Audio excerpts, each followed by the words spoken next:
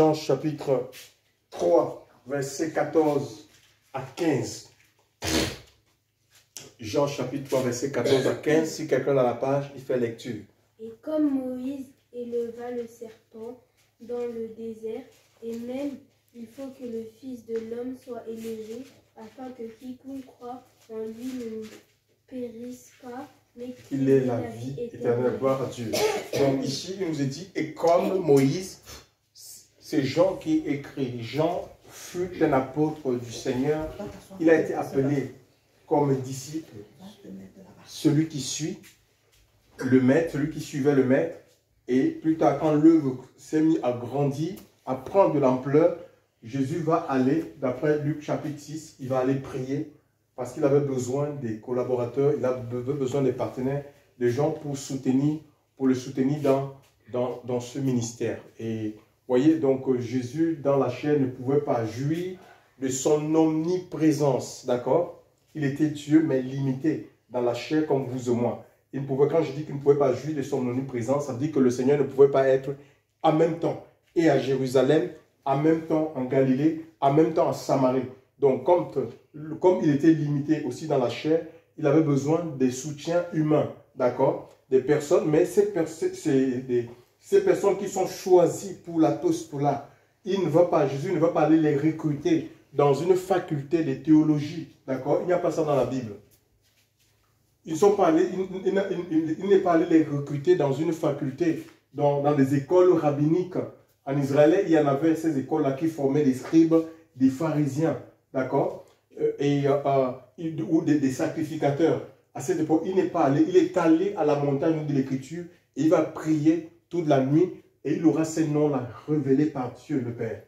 Dieu va lui donner les noms des 12 apôtres et il va les avoir avec lui pour les former, d'accord? Pour les former et pour les établir, d'accord? C'est Dieu qui forme, c'est le Seigneur. Quand il nous appelle, c'est Dieu qui forme. C'est qu'on sait le ministère, hein? Donc que personne ne vous trompe, tu dois aller faire les facultés de théologie pour devenir un vrai pasteur. Il faut que tu ailles apprendre le grec, le hébreu, l'araméen. Ce n'est pas mauvais, d'accord? Parce que ce sont les langues d'origine en fait. Mais en ce qui concerne l'exercice du ministère, tu as besoin de plus que le grec, le hébreu, le araméen, d'accord? Tu as besoin, primo, que ce soit le Seigneur qui t'appelle, des yeux que tu passes entre ses mains. Parce que la formation théorique n'a rien à voir avec une expérience, une formation expérimentale. Avoir une formation avec de l'expérience, avec le Seigneur, ou la révélation en fait. Personne ne peut te donner la révélation. C'est l'Esprit de Dieu, c'est le Seigneur qui souffle sur nous, qui nous donne l'intelligence du livre, des Écritures. Ça, aucune école ne peut te donner. On va te donner des règles, des façons de faire, de prêcher, et ça sera, tu vas fonctionner de manière mécanique. Hein? On va par exemple te dire que pendant les cérémonies de deuil, prêche tel passage des Écritures. Et tu vas fonctionner comme ça. Pendant les mariages, prêche tel passage d'Écriture. Pendant l'évangélisation, on va te bourrer des versets. En fait, il faut prêcher de telle manière. Mais ça, c'est pas la conduite. Il faut être sous la conduite de l'Esprit. Et nous voyons à la Pentecôte, quand ils étaient dans la chambre haute, d'après la promesse que le Seigneur les avait faite, qu'ils allaient recevoir, qu'ils n'allaient pas les laisser seuls orphelins, qu'ils vont recevoir le Saint-Esprit pour être ses témoins. Quand l'Esprit de Dieu est descendu sur eux, l'Écriture dit que c'était des langues diversifiées. Ils se mirent en parler, d'après Actes chapitre 2, selon que l'Esprit les conduisait. D'accord? Ils avaient reçu le même feu, mais la conduite c'était une conduite diversifiée. Donc des langues, ils ne parlaient pas les mêmes langues en fait. C'était pas le même langue. Donc il n'y a pas de place pour la religion. Ils n'étaient pas comme un moule. D'accord? Si vous avez des gens qui vont par exemple dans l'école de Dieu ou l'école du Saint-Esprit, c'est différent des écoles des hommes. Si vous allez dans une école, par exemple, à Nogent, pour être formés, tous les gens de Nogent vont prêcher pareil. Ils vont transmettre ce qu'ils ont reçu en fait. On saura que c'est là ils sortent de Nogent. Si tu as des gens qui vont dans l'école de Ivan Castano, tu vas le savoir. Même s'il y a un qui œuvre au Cameroun, l'autre en France. Ils vont textuellement, ils font pas, ça veut dire que tu sens qu'ils sont dans un moule en fait. Tu vois, et ça, c'est pas la conduite de l'esprit. Mais si on est formé, si tous, on est formé par le Seigneur, d'accord, ou un par Dieu, ou un pour servir le Mashiach, my God, même si vous avez deux personnes qui ont l'appel pastoral, frère, ils vont fonctionner différemment. Ils vont opérer différemment. La Chrétien dit qu'il y a une diversité de ministère d'opération. C'est le même esprit. Ils vont prêcher, mais ça sera le même message. Authentique, salé de feu. Chers frères et sœurs dans le Seigneur. Donc, ce qu'il faut être appelé par le Seigneur tout simplement. Être par le Seigneur et Dieu va te oindre en fait. Parce que personne ne peut te qualifier en ce qui concerne le service dans le royaume des cieux. C'est le Seigneur qui va te qualifier. Il va te donner les capacités, les moyens pour pouvoir faire avancer son royaume. Ne soyez pas flattés, ce n'est pas les grands bâtiments. Hein? Les grands bâtiments qui veut dire que vraiment le royaume avance, c'est dans les cœurs. C'est dans les cœurs. Le Seigneur dit, si vous fruits, vous les repentez. C'est une vie de témoignage en fait. Donc, notre vie témoigne que nous appartenons au Seigneur. C'est tout. Ce n'est pas les grands bâtiments avec... Par exemple, il y a des milieux religieux où on prêche la mort, où on adore des idoles.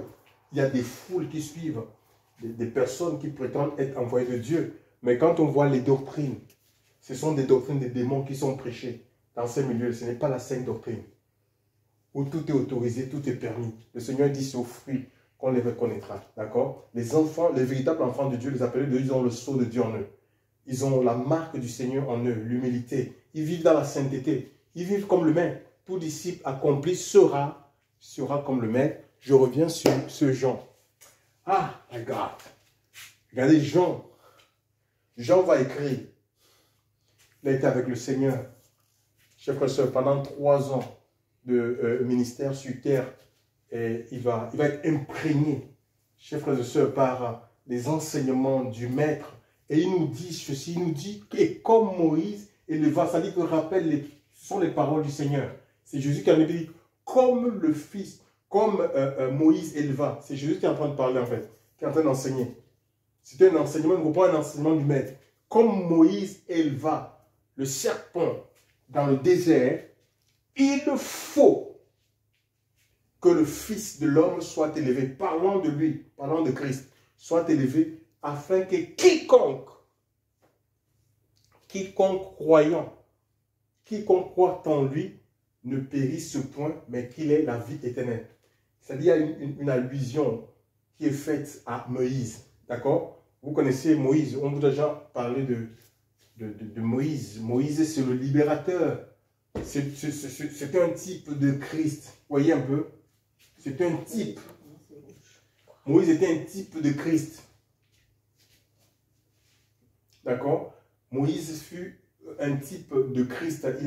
Il a sorti tout un peuple de l'esclavage, de la domination de Pharaon en Égypte. Ici, alors on dit que Moïse a élevé le serpent. Comme Moïse éleva le serpent, il faut que le Fils d'homme soit élevé. Qu'est-ce qui se passe? En fait, quand Israël, Dieu, sous Moïse a sorti, a libéré Israël des chaînes du Pharaon, ils se sont retrouvés, c'était avec une promesse, la terre promise, d'accord? Dieu avait promis une terre, et cette terre, bien avant que Dieu ne dise à Moïse, ne conduise Moïse et le peuple sur cette terre avait été promise à Abraham, d'accord? Et que c'est sa descendance, donc les Juifs, les 12 tribus d'Israël, qui devaient hériter cette terre. Mais ils se sont trouvés esclaves en Égypte, sous la domination de Pharaon. Mais comme Dieu est fidèle dans ses serments, d'accord? Parce que même quand il avait fait la promesse à Abraham, il lui avait dit que ta descendance sera esclave. Pendant cet esclavage va prendre 400 ans, mais je vais juger la nation dans laquelle ils vont se trouver, notamment l'Égypte, et je vais les sortir avec des grands biens pour les faire rentrer dans le pays de la promesse. Donc, ils sont sortis de l'Égypte. Ils ont vu les jugements de Dieu. Ce peuple a vu les jugements de Dieu. Ils ont vu comment, quand Moïse a été envoyé, chers frères et sœurs, ils ont vu le bâton, un bois sec, être changé parce que Pharaon était incrédule. Il va dire, mais qui est ce Dieu? Lui, il avait l'habitude, il avait plus de 700 divinités. Il avait plusieurs dieux, les Osis, Isiris, Horus, Nout. Il avait beaucoup de dieux. Chers frères et sœurs, qu'il adorait, chers frères et sœurs dans le Seigneur. Il a dit, mais qui est ce Dieu? Le Je suis. Il ne connaissait pas, il adorait tous les dieux sauf Je suis. Et Moïse va prendre le bâton sous l'inspiration de l'Esprit. Poussé par le Saint-Esprit, c'est Dieu qui a dit prendre le bâton, jette-le par terre, il va se transformer. Chers frères et sœurs, ce n'était pas des choses que Moïse essayait de fabriquer. Non, non, non, non. C'est Dieu qui lui dit, jette ton bâton. Et le bâton s'est transformé en serpent. Et le peuple a vu. C'était pour amener, le but de ces miracles, c'était pour amener le peuple à croire à lui. Et que aussi Pharaon, que le peuple croit qu'il a été envoyé et que Pharaon aussi soit libéré de l'incrédulité. D'accord? Donc l'évangile que Dieu, l'évangile authentique, ce n'est pas que la lettre, ce n'est pas parole. L'apôtre Paul nous dit que c'est une démonstration de puissance et d'esprit. Nous voulons la parole, mais il faut aussi que cette parole soit accompagnée par des signes, des miracles, des prodiges. C'est ce qui s'est passé quand dans Marc 16, le Seigneur va dire, prêcher la bonne nouvelle à toute la création. À partir du verset 15 par là, celui qui croira et qui sera sauvé, celui qui croira et qui sera baptisé sera sauvé. Voici les signes qui accompagneront ceux qui auront cru, dont les signes doivent accompagner tous les croyants. D'accord? Qu'on soit un homme, qu'on soit une femme, qu'on soit un enfant, si on a cru dans le Seigneur, il y a des signes, d'accord, qui accompagnent ta prédication. Il y a des signes qui accompagnent ton témoignage. Ce sont des signes qui sont produits par le Seigneur. Le Seigneur était avec eux, en confirmant la parole que les apôtres prêchaient par des signes, des miracles et des prodiges. C'est comme ça. Hein? Ce n'est pas que la parole. Si vous êtes dans un endroit où on enseigne que la lettre, il n'y a pas de guérison, mes amis, c'est pas, je peux dire que ce n'est pas de Dieu. Cette personne-là n'est plus dans la voie de l'esprit en fait. Il faut la parole et l'esprit. D'accord? Il faut la parole et l'esprit. Et c'est l'Esprit de Dieu qui opère des signes, des miracles, des délivrances au milieu du peuple de Dieu. Chers frères et sœurs dans le Seigneur. Dans le Seigneur. Donc, alors ils sont maintenant, ils sont sortis, ils ont vu des miracles. Ils ont vu des miracles de Dieu. Ils ont vu l'eau changer en sang. Ils ont vu ça. Ils ont vu comment le Nil, les grenouilles sortaient du Nil comme ça pour envahir les maisons, les sauterelles qui détruisaient les récoltes. Ils ont vu la grêle tomber du ciel et décimer tous les bêtes, les hommes, mais c'était terrible. Ils ont vu cette nuit de terreur, ils ont assisté à cette nuit de terreur où le Seigneur les avait dit, l'ange de la mort va traverser l'Égypte pour que vos maisons soient épargnées. Prenez du sang, mettez ce sang sur les linteaux, sur les poteaux de vos maisons. Et toutes les maisons qui n'avaient pas de maison, c'était les cris d'angoisse. C'était les pleurs, chers frères et sœurs. Parce que tous les premiers-nés mâles de l'Égypte mouraient et tombaient sous le jugement de Dieu, y compris celui qui devait succéder le Ramsès II là. Ramsès. C'est vrai. Celui qui devait succéder Ramsès II, le premier, le fils de Ramsès, du pharaon, est mort. D'accord? Et c'est ce qui a amené Pharaon à faire quoi? À fléchir. À fléchir. Donc l'incrédulité. Donc plus il s'endurcissait et Dieu opérait des miracles, continue à opérer des miracles. Et je tiens à vous le dire, ne résistez jamais à la voix de Dieu. Ça, c'est un conseil que je vous donne. Parce que le Seigneur sait là où il peut te toucher pour t'amener à fléchir. Et parfois, ça peut faire mal. Ça peut être la perte d'un mari. Ça peut être la perte d'un enfant. Nous, on ne joue pas de l'Esprit de Dieu. Tu peux perdre ton travail. Tu peux, c'est comme si je tape cet enfant sur son travail. Tu frappes sur tes finances, sur ton entreprise. Tu seras obligé, tu es par terre. Mais le Seigneur ne veut pas arriver à cela. Mais avant d'arriver à cela, il nous avertit. Il nous alerte. Pharaon aurait pu épargner la mort de tous les premiers-nés mâles de l'Égypte s'il obéissait à la voix de Dieu à travers son instrument Moïse. Ils sont sortis. Ces jeunes-là, ils sont sortis avec des biens. Ils ont vu la puissance de Dieu à l'œuvre en Égypte. Arrivés maintenant au désert, vous savez, ils ont vu la mer, comment Moïse a pris le bâton, il a fendu avec le bâton, il a fendu la mer s'est partagée en deux, ils sont passés à sec. Maintenant, ils sont en marche vers la terre promise. Alors, qu'est-ce qui se passe? Qu'est-ce qui se passe? Vous savez, au désert, le chemin n'est pas normalisé, balisé, il n'y a pas de voie en fait. Tu vois un peu? Il n'y a pas de panneaux indicateurs pour montrer la voie, elle n'est pas tracée en fait. Au désert, en plus, c'est pas évident de marcher dans le désert parce qu'il y a des sables en fait. Hein. Il y a du sable et il fait excessivement chaud. Il y a une absence d'eau. Il y a des serpents, il y a des scorpions. Chers frères et sœurs, il y a des brigands même. Il y a des bandes armées. On peut être enlevé. Il y a non seulement il y a des montagnes de sable, des hunes. D'accord? Et il y a aussi, il y a des tempêtes. Il y a des tempêtes de sable. Ce n'est pas évident, chers frères et sœurs. Et ce peuple, au lieu de regarder, parce que les expériences passées, chers frères et sœurs, les expériences que nous avons faites dans le passé sont là pour que lorsque nous sommes confrontés dans notre présent, confrontés à des difficultés, à des oppositions, c'est pour nous rappeler, juste pour qu'on se rappelle que le Seigneur, telle année, en 2000, je ne sais pas, nous sommes en 2022, qu'en 2021, il m'avait sorti de cette situation, il m'a délivré du feu. Donc, ce n'est pas cette petite crise financière, ce chômage.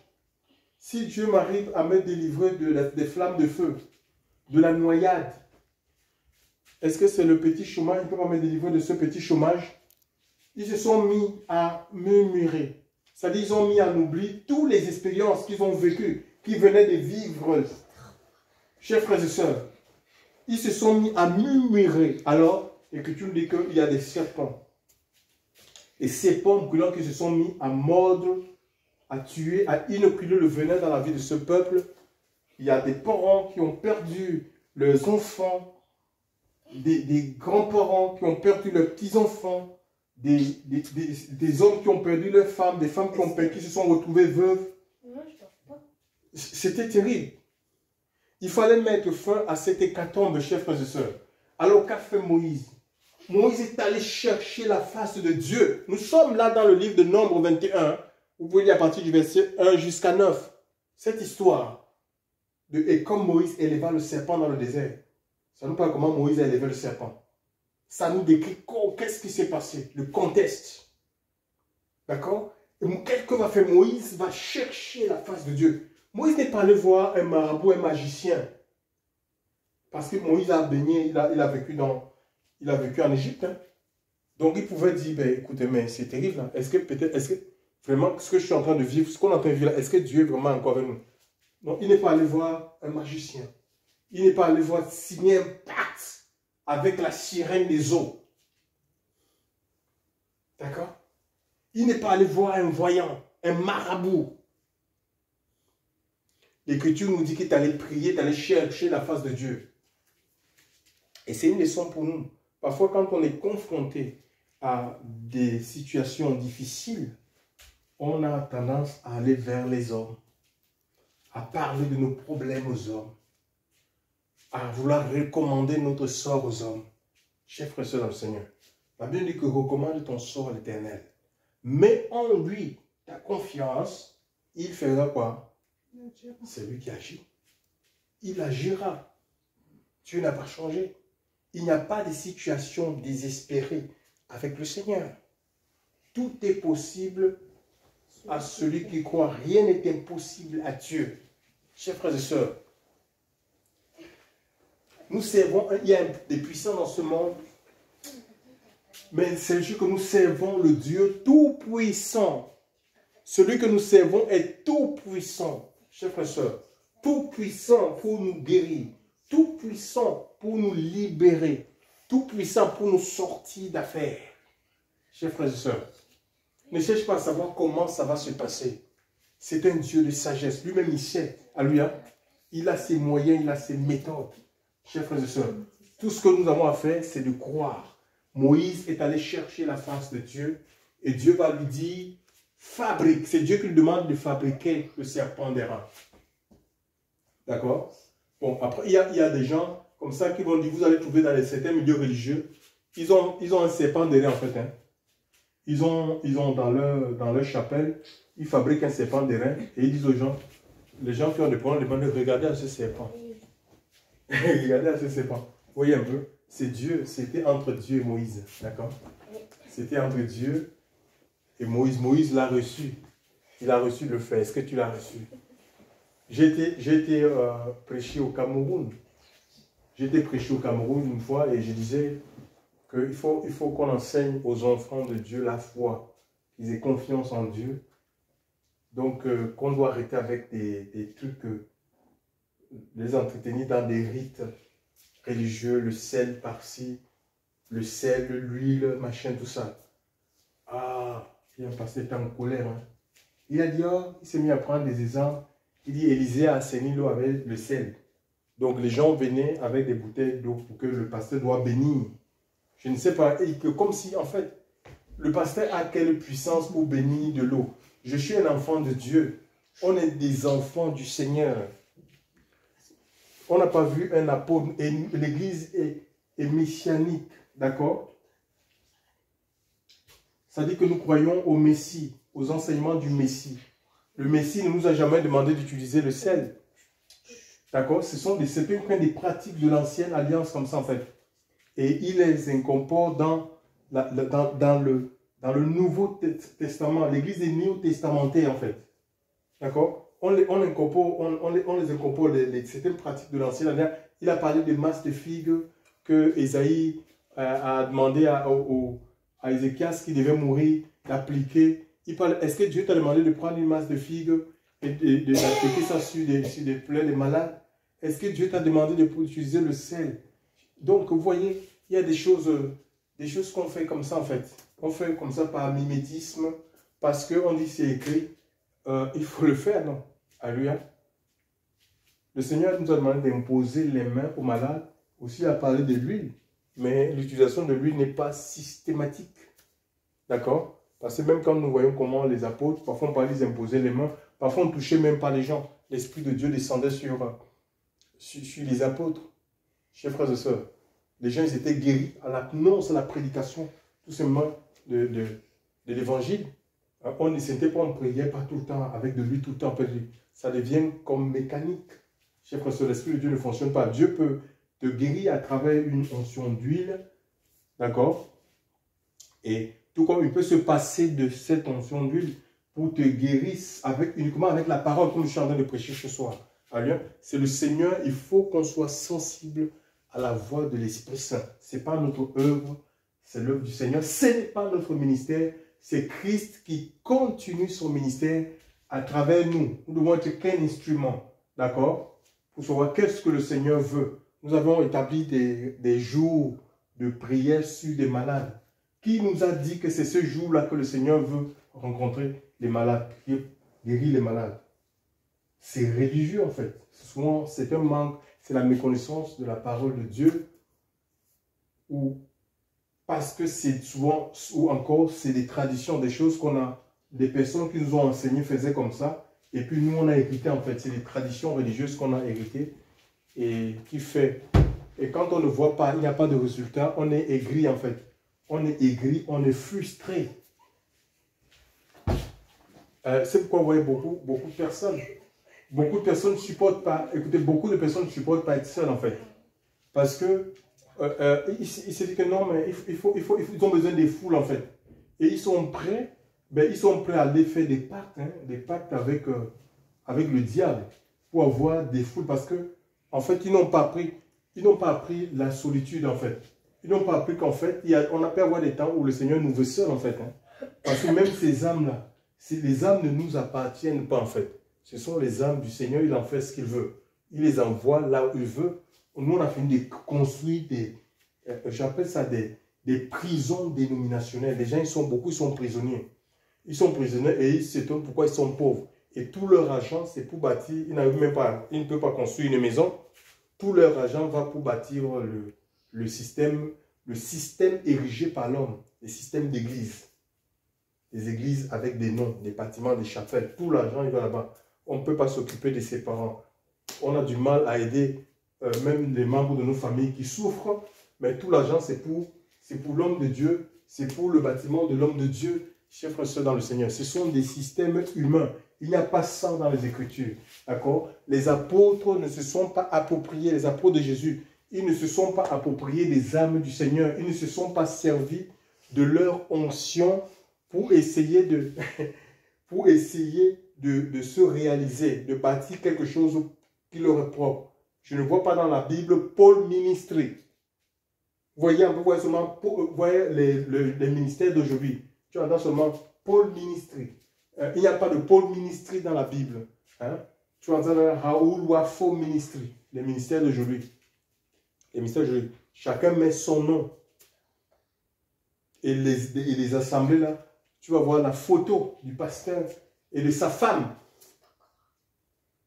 C'est l'idolâtrie en fait. On pousse les gens à l'idolâtrie. Et parfois c'est encouragé par les hommes. Il y a les hommes de Dieu qui ont du mal à se de faire des choses. Ils doivent combattre l'idolâtrie.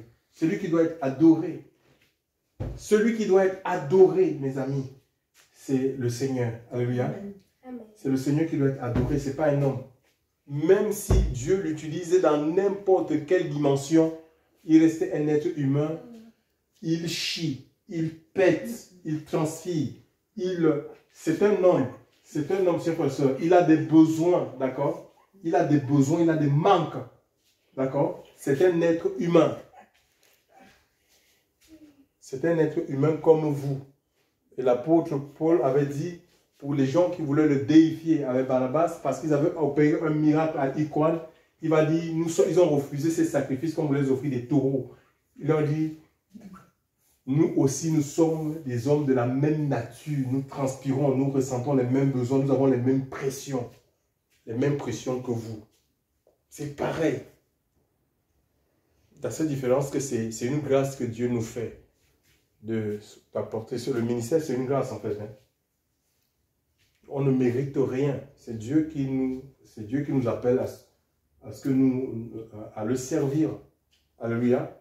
Et en même temps, il nous oint. Alléluia. Il nous donne les armes pour pouvoir le servir. Donc, on ne peut pas se prévaloir de quoi que ce soit ou revendiquer quoi que ce soit. Chers frères et sœurs, pensez que nous sommes supérieurs aux autres.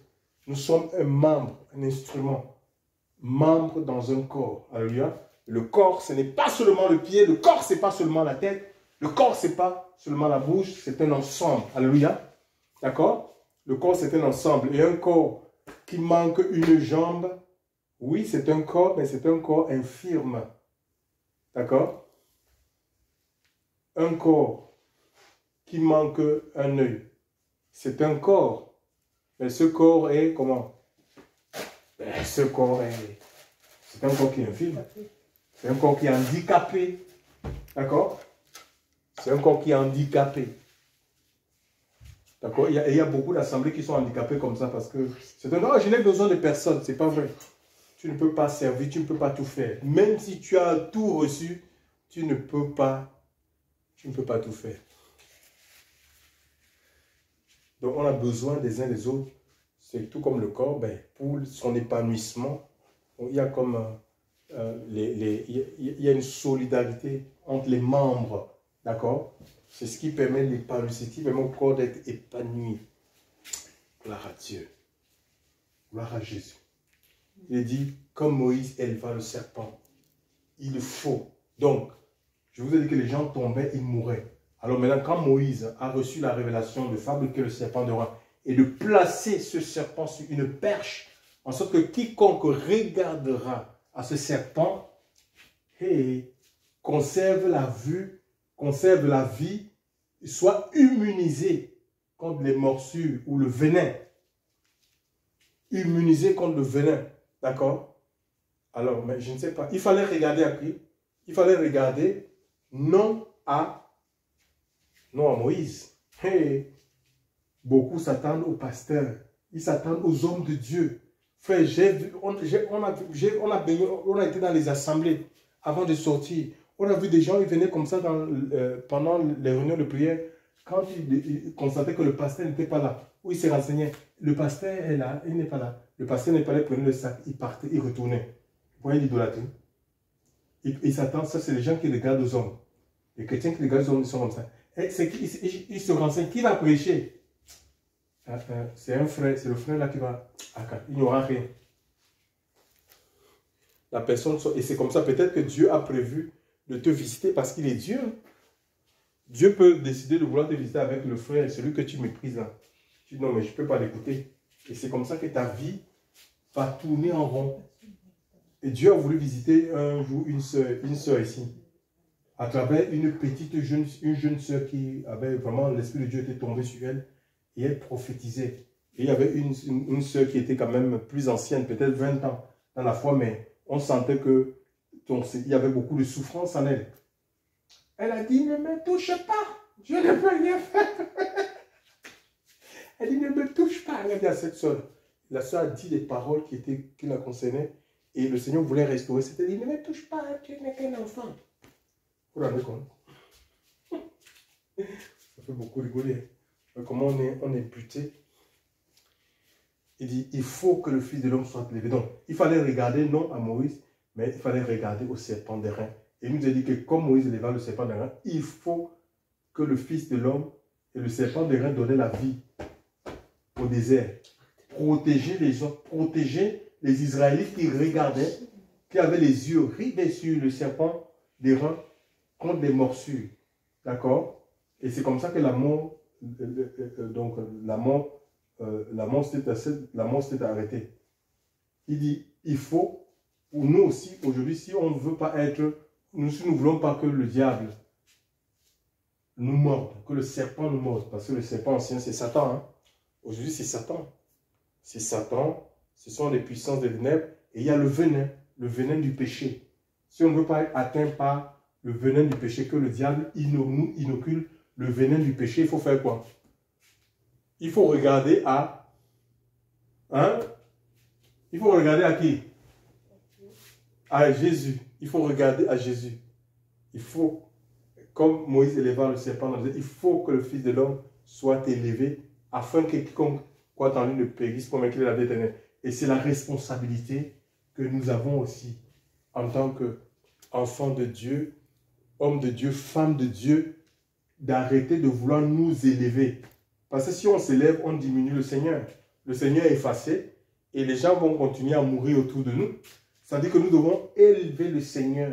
Ça dit qu'en proclamant l'évangile, c'est la puissance. Je n'ai pas honte, l'apôtre Paul ne doit pas avoir honte. Il dit que je n'ai pas honte de l'évangile, c'est la puissance de Dieu pour le salut de quiconque croit.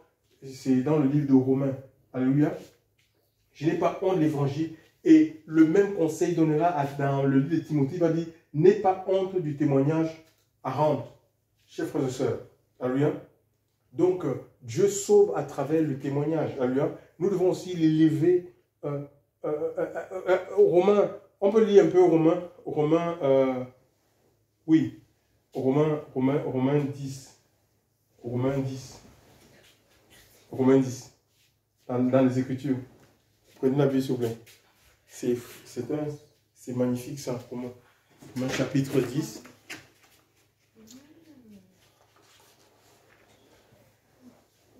Aïe, aïe, aïe, Seigneur. C'est bon? Romains.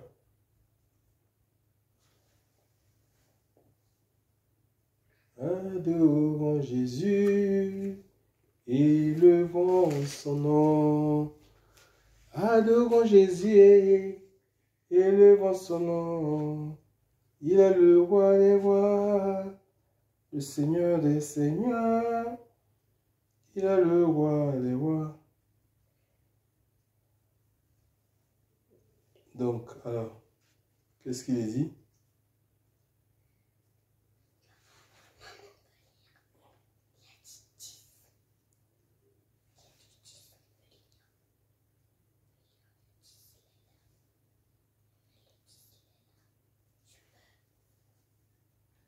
Romains, oui. C'est bon.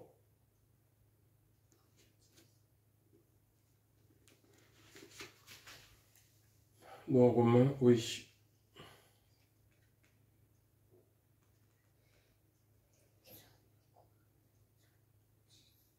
Verset 13.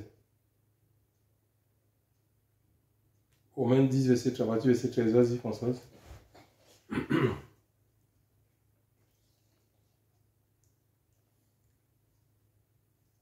C'est bon?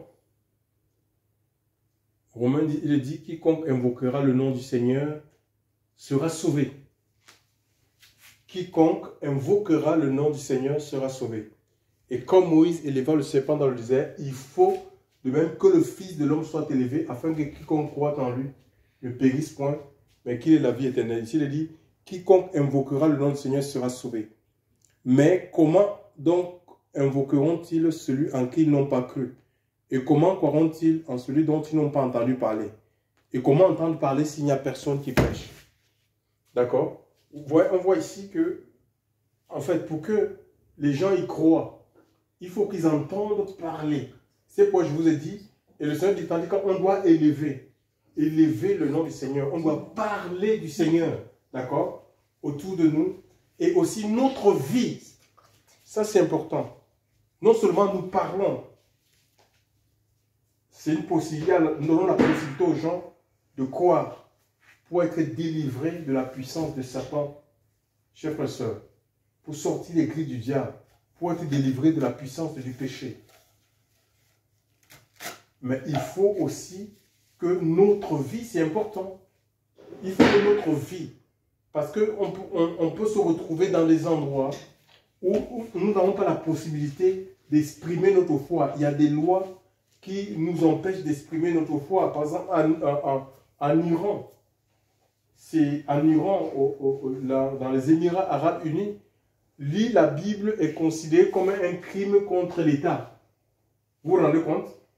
Donc, parler de Jésus est considéré comme un crime contre l'État dans les pays islamiques. D'accord? On peut t'égorger.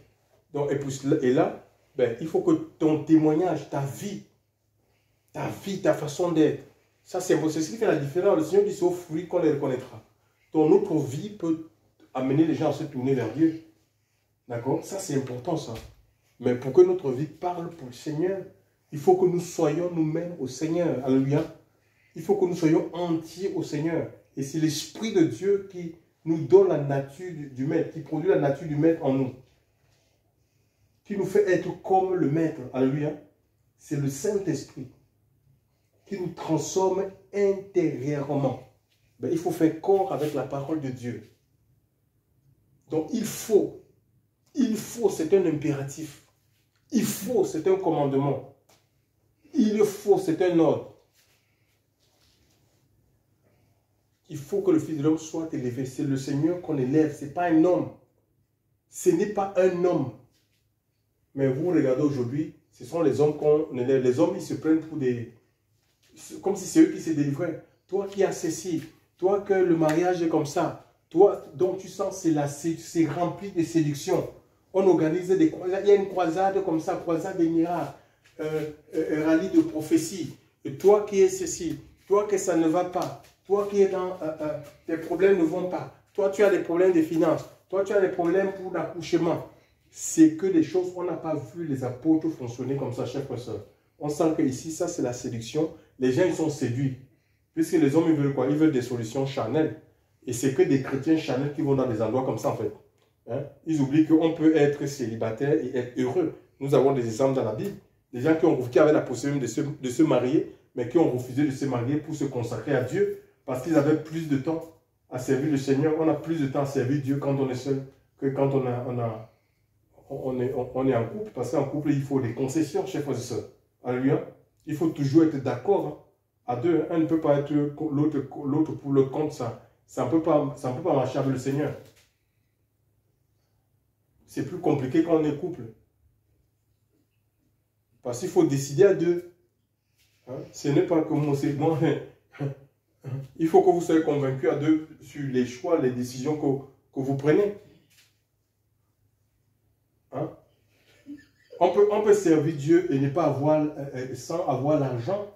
L'apôtre Paul dit que même dans la disette, que lui, il a servi Dieu dans la disette. Quel est cet évangile-là? On dit que oui, toi tu as des problèmes de finances, on peut servir, on a besoin des finances, on a besoin de l'Esprit de Dieu. On a besoin du Saint-Esprit. Hein? C'est la plus grande richesse. Le Seigneur dit, méchant comme vous êtes, si vous savez donner des bonnes choses à vos enfants, qui va donner le poisson, qui va donner les pierres à la place du pain, qui va donner le serpent à la place du poisson. Vous êtes méchant. Par nature, même dans votre méchanceté, vous savez quand même des choses qui sont bonnes pour vos enfants, pour vos familles. À combien plus forte le Père Céleste ne donnera-t-il pas le Saint-Esprit à ceux qui le lui demandent? Tu as besoin de l'Esprit de Dieu et c'est l'Esprit de Dieu qui te fait rentrer dans les promesses. C'est comme ça que ça marche. Amen. C'est l'Esprit de Dieu qui te fait vivre la promesse de Dieu pour ta vie. Ah, Jésus. Donc, on doit élever le Seigneur. Si vous êtes, parce que l'esprit de prophétie, c'est le témoignage de Christ. Si on est dans un endroit où on élève les hommes, il faut partir de ça. C'est des gens, ils sont égarés. Vous ne pouvez pas suivre un pasteur qui se met en avant. Un mouvement où il parle de lui, il parle de son organisation. Mais il faut parler de Christ. C'est Jésus qui est mort à la croix. Aucune dénomination, aucun pasteur n'est mort pour personne. Le secours vient du ciel. C'est le Seigneur qui est le secours véritable, en fait. Hein. Ce n'est pas un homme, chers frères et sœurs, dans le Seigneur. Donc, le Dieu qui a secouru Israël à travers Moïse, c'est le même, il nous secoue aujourd'hui à travers Christ. Nous devons avoir nos yeux fixés sur le chef et le consommateur de notre foi. Alors, là, chers frères et sœurs, nous allons vivre les promesses de Dieu, le plan que le Seigneur a pour nous dans cette vie. Il faut regarder au Seigneur. Hein. C'est les hommes peuvent vous égarer. Les hommes sont là pour égarer, pour empêcher les gens de vivre les promesses de Dieu. Donc, où on devient comme... on nous emprisonne et on est au service d'un homme, on est au service d'une organisation. Ça ne doit pas être le cas. Il faut que nous soyons... L'Église, elle est fondée sur... L'Église est bâtie sur le fondement des apôtres et des prophètes. Et Jésus est la pierre angulaire. Donc, les modèles que nous avons, ce sont les apôtres de Jésus. Alléluia. Et nous regardons à leur vie, nous regardons à leur témoignage, nous regardons à leur enseignement. C'est ce qui nous permet, nous aussi, d'avancer. Alléluia. Voilà. Parce qu'ils sont restés, eux-mêmes, ils ont regardé à Christ et ils étaient des imitateurs de Christ. Alléluia. Donc, et nous, on suit leur exemple. Alléluia. Et nous sommes certains de ne pas nous tromper, de ne pas nous égarer et de pouvoir arriver au port désiré. Gloire à Dieu. Alléluia. Donc le salut est en Christ Jésus. Alléluia. Il n'y a de salut en aucun autre, car il n'y a sous le ciel aucun autre nom qui a été donné parmi les hommes par lequel nous devons être sauvés. Le nom que nous devons appeler au secours, invoquer, c'est le nom de Yehoshua Mashiach. Alléluia. Le fils de David, celui qui a donné sa vie sur le bois de la croix. Personne n'a pris sa vie. Il dit, personne ne me l'ôte, je la donne de moi-même. Tel est le mandat que j'ai reçu de mon Père. Alléluia. J'ai le pouvoir de la donner, j'ai le pouvoir de la reprendre. Donc, il nous a tellement aimés et au point, et il a démontré cet amour, il a manifesté cet amour, il a authentifié cet amour en se donnant sur le bois de la croix. Et nous sommes réconciliés avec Dieu. Alléluia. La réconciliation va nous produire la paix en fait. Hein. Quand tu as des problèmes avec quelqu'un, vous vous réconciliez, vous êtes en paix. Non? Vous êtes en joie. C'est ça. Ce sont des fruits qui découlent de l'œuvre de la croix. Les gens ne sont pas réconciliés avec le Seigneur. Ils veulent ses bénédictions. Il faut être réconcilié. Il faut quitter la vie de péché en fait. Nous devons quitter la vie de péché. Et la paix, ce n'est pas la paix du monde, ce n'est pas la paix qu'on est en train de chercher là en Ukraine. Le Seigneur nous donne, il dit que je vous donne ma paix, mais je ne vous la donne pas comme le monde. Ce n'est pas la paix à travers les tractations. On est en train de voir l'Ukraine et comment on appelle ça, la Russie. Donc on fait des tractations, il faut des terrains d'entente. Non, ce n'est pas une paix comme ça. C'est une paix qui est spirituelle. Une paix qui est durable. Hein? C'est une paix qui ne te quitte pas. Elle est liée, elle est attachée à toi en fait. Elle est en toi, elle te garde. Même dans la souffrance, tu as cette paix. D'accord? On est dans un monde où il y a des troubles, mais la paix ne te quitte pas. La joie du Seigneur, c'est ta force. Ça n'a rien à voir avec l'argent, une belle maison, une nouvelle voiture. Ça n'a rien à voir. C'est un évangile qui est faux, qui est tronqué, qui vient de l'enfer. Chers frères et sœurs dans le Seigneur. Alléluia. Jésus-Christ est vivant. Que le Seigneur nous aide et qu'il nous inspire. Alléluia. Qu'il nous inspire. On doit marcher sous l'inspiration. On appelle à marcher sous l'inspiration de l'Esprit. On va prier le Seigneur, chers frères et sœurs dans le Seigneur. On va prier Dieu, mais qui nous aide à regarder en toutes circonstances. Nous voulons regarder premièrement au Seigneur. Vous savez, on a vécu cette épreuve. Vous voyez l'épreuve qu'on a vécue là. L'épreuve là, la maison qui a pris feu en décembre. On a eu des propositions ici, même à Castelnau, des gens qui voulaient nous donner des maisons. Il y a des familles qui nous ont appelés pour nous donner des maisons, pour rester. Certains voulaient 15 jours. Une autre personne voulait vraiment une maison qu'on reste là, sans limite. Mais qu'est-ce qu'on a fait? On a fait même des sœurs qui nous ont proposé, qui prient avec nous. Mais on a dit, ce que nous voulons, c'est la solution de Dieu. D'accord? On n'est pas des opportunistes. On a dit, ce qu'on veut, c'est la solution de Dieu. On veut aller là où le Seigneur veut nous envoyer. Et Dieu nous a projeté vers Canon, où j'avais même refusé. Le Seigneur nous a envoyé du côté de Canon. Donc, c'est comme ça, c'est important ça. C'est important. Ne suivez jamais tes intérêts, ne suivez pas vos intérêts. Vous allez vous faire voir. Parce qu'en voulant gagner, on dit en voulant programmer, tu finis par tout perdre. Hein? Il y a parfois des choses qui peuvent être présentées, ça peut être bon, mais attention, ça peut être caché. Il peut y avoir des choses cachées qui vont nuire à ta vie. Et Dieu voit au-delà. Donc, il faut composer avec le Seigneur. Alléluia. Il ne faut pas sauter vite sur les occasions de lui. Ça, c'est bon. C'est un peu comme, comment il s'appelle? Le neveu de l'autre. Ah, c'est vert, c'est comme l'Égypte. Ça sera bien pour mes brebis et tout ça, quoi. Il est allé s'installer à Sodome, mais il ne savait pas que c'était des grands pécheurs, des abominables devant Dieu. À la fin, qu'est-ce qu'il a fait? Il a tout perdu. Vous voyez? Et il y a beaucoup de chrétiens comme ça. Ils sont dans les creux, ils sont là souvent, ils prennent des décisions comme ça. Ils ne regardent pas au Seigneur. Ils ne vont pas à Dieu. Ils ne consultent pas. Ils se mettent comme ça. Ça peut être dans les... c'est des mariages. Souvent, ah, les emplois, oui, ça c'est une grande entreprise. Elle a 8 millions d'euros. Elle ne peut pas... Mais tu te rends compte. Mais est-ce que tu as consulté le Seigneur? Tu as demandé l'approbation de Dieu?